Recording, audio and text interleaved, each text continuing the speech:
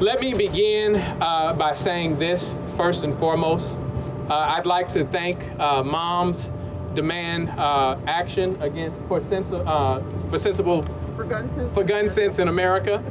I thank them for standing with me and a number of other organizations that have reached out, the Poor People's Campaign, and a few other organizations, Everytown for gun safety, that have reached out and let us know that they stand with us.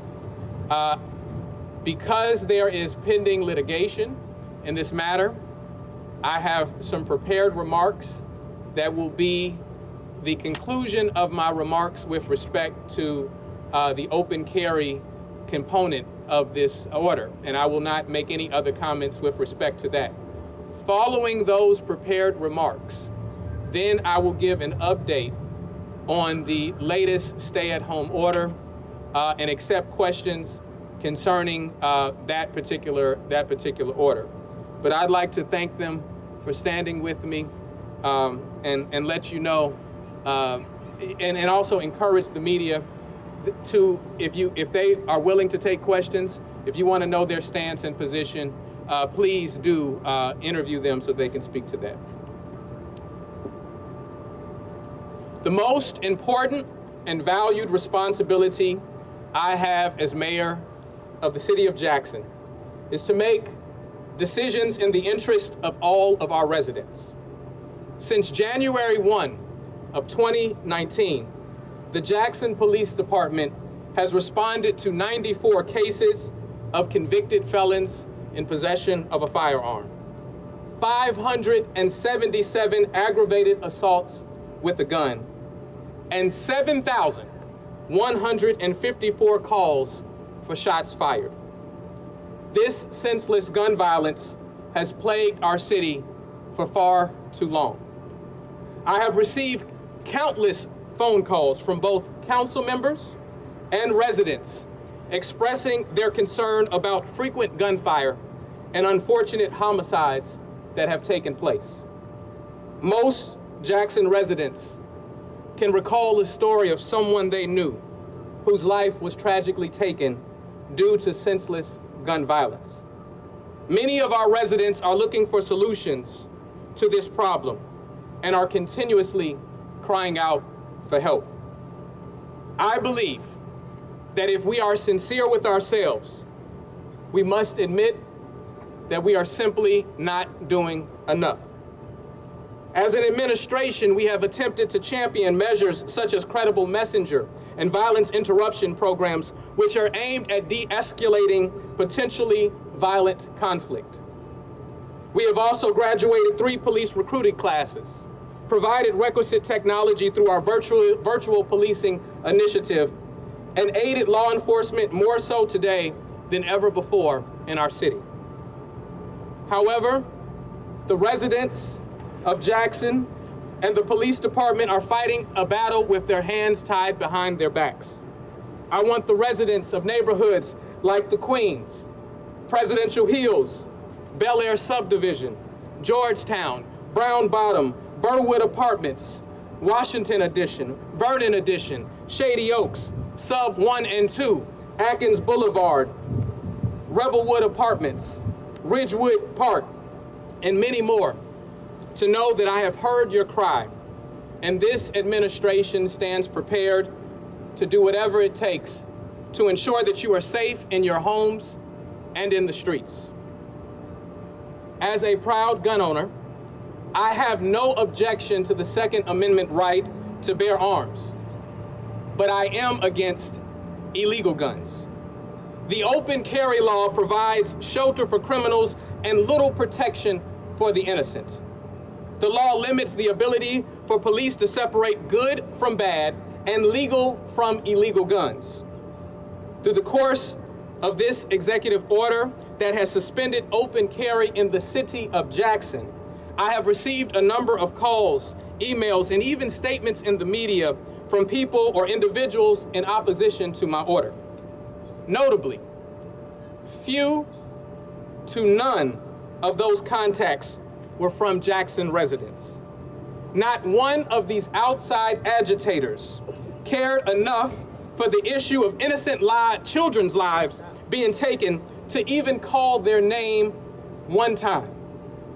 I want you to know that I believe that 5-year-old Quinyana Davis and 11-year-old Jordan McCoy and the other innocent victims that have lost their lives deserved to live. We are a strong and beautiful community with people who care for each other. But the few criminals in our midst are causing havoc that must end. Even if no one is willing to stand with me, I will continue to fight for the lives of all Jackson residents. My executive order has expired, but illegal guns are still killing our people. I will forever fight for every life in Jackson. Thank you. And I appreciate y'all standing with me. We're delighted to be here. Now for the second portion of this particular press conference, I want to acknowledge that I will be signing an executive order that further extends the stay-at-home order.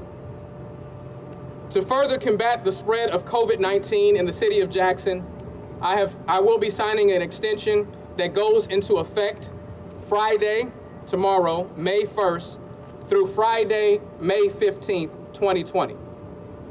I want to encourage all Jackson residents to continue to stay home and limit movements outside of their homes to nothing beyond those for essential needs. The amended order is largely the same as the original, with the following changes made in consideration of our competing economic and health interests. This amended order, 1, strengthens the city's social distancing requirements. 2, gives residents additional flexibility in their activities and operations. And 3, provides measured relief to non-essential businesses in the safest way possible. The most prominent changes are as follows. Non-essential retail stores, malls, and grooming businesses must remain closed, but may open for the limited purposes of fulfilling telephonic and online orders through drive-through, curbside pickup, and or delivery services, which are now deemed to be a minimum basic operation. Employees working in the store must follow social distancing requirements provided in the amended order and must wear a face mask covering when they may come into contact or within 6 feet of another employee or a customer. Furthermore, the order requires that hand sanitizer be on site at any business and frequent hand washing must be maintained. Again, I want to remind people that we are still at a critical stage in our fight to flatten the curve in this COVID-19 pandemic. It is imperative that everyone maintain their vigilance and only go out if it is necessary. Maintain social distancing, cover your faces at all times while you are out in public, and maintain proper hand washing and coughing hygiene. Thank you, and I will accept questions with respect to the continuation of the stay-at-home order. Mr. Mayor, we had heard from 2 businesses yesterday, a barber shop and a beauty salon that were open, partially open in opposition to the stay-at-home order. The fact that these businesses should be staying closed. Are these orders being enforced? And if not, why are you extending it? Mm-hmm. These orders are being enforced, but as I have recognized throughout the course of this pandemic, there is no way that we can be at every location or see every person that is in violation. And so I said that the primary force that would help us to ensure that we are maintaining this would be that of personal responsibility. Where people are found in violation, there will be citations issued. What we are not trying to do is criminalize this circumstance and incarcerate people, further rendering them to a threat of being in a confined space and other dangers that may ensue. This is no different for the city of Jackson than any other city in the nation. As I've watched reports on national news, mayors and governors across the nation are encouraging people to take personal responsibility. And it's not only to avoid penalty or consequence from the city of Jackson or from the state of Mississippi. We are encouraging that so that you take care of yourselves, so that you take care of your loved ones, even if you are not one of the vulnerable individuals or a part of the vulnerable population. You can be a carrier to someone that you love that is a part of that population. We have more cases now in the state of Mississippi, and we've had an increase in the deaths recently. And so we want to make certain that we see this thing through. We understand that this is the safest practice, and these are not measures that we have dreamt up on our own. These are measures that we have been advised by by healthcare officials and experts. I saw a question over here. Yes, sir. Thank you, Mr. Mayor. You said you're extending it effective tomorrow, May 1st. Do you know how long this extension will It goes into May 15th. May 15th is the extension. And one of it, for those that have missed it, even when we talk about barbershops and beauty salons, and we all want our hair done, right? Not only does my order restrict that, the governor's order restricts that. And so, as I have said repeatedly, that the governor's order serves as a minimal standard, and that mayors have an ability to provide stricter regulations as we see fit. And so by any standard, that is restricted. Now, one of the principal differences between the city of Jackson's order and the governor's order is where the governor's order has allowed retail establishments to limit their capacity to 50% its normal capacity. Our concern there is first and foremost limiting the capacity to 50% does not ensure that the social distancing requirements are met. When people shop at a retail store, if they see a shirt that they like, they don't go on the other side of the store. They all gather around the shirt that they like, right? And so that is a concern that we have. And that is why we're allowing curbside service where people are still in their car. And by virtue of being in their car, they can maintain social distancing. Furthermore, it also acknowledges the complication that the city has in helping to enforce an order which reduces the occupancy to 50%. We have already fielded calls in our planning and development department where businesses want to know what their occupancy rate is. Many businesses do not know or recall what their occupancy rate is. And beyond the ownership not recalling that, very few employees at stores are mindful of what the occupancy rate is, nor are they mindful at all times of how many people are in the store. And so we feel that this is the safest measure. Restaurants and bars remain closed, but with the limited purpose of delivery, carry-out, and carry-out services. Any other additional questions regarding this stay-at-home order? Yes, sir. Did you consent with your task force when it came to these extensions? How did you sort of draw up your plan? Can you just elaborate on what the decision-making was like? We followed up with some medical professionals. The task force meeting that I normally have, we had to delay because we had a city council meeting that ran over. And so we will be having that later this week. And so we'll be talking about that. But I did consult with health professionals as we considered where we would go with this order. Yes. And it has always been, we have not only in that task force talked on a weekly basis, we have considered not only short-term decision-making, but long-term decision-making. And in that long-term decision-making, we've talked about a phased-in approach to how we arrive at the new normal. Any other questions? Yes, sir. If you answer this or not, it's fine, but I have to ask you a question about the open carry ban.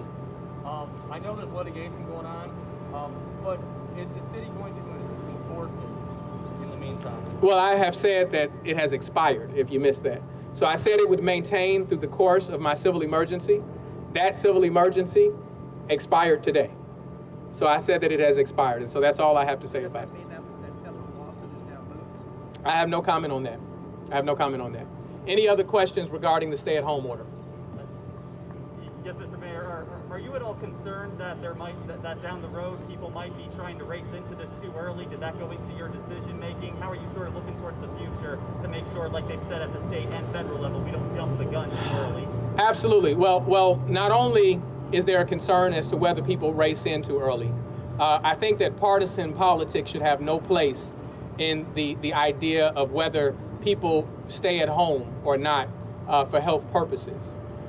Furthermore, I have always said that what would be the controlling factor is the information that health experts provide to us.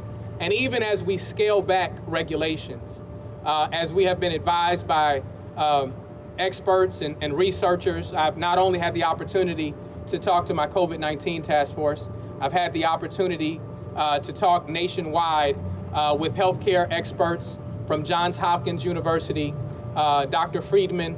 I've been a part of a call through Bloomberg's leadership initiative where, hundreds of mayors from around the country have been a part of these conversations. So even as we scale back, if we see an increase in the number of cases, the number of infections per day, then we will be prepared to re-implement those measures as soon as possible. Thank you very much for your questions and your time, and thank you for standing with me. I really appreciate it.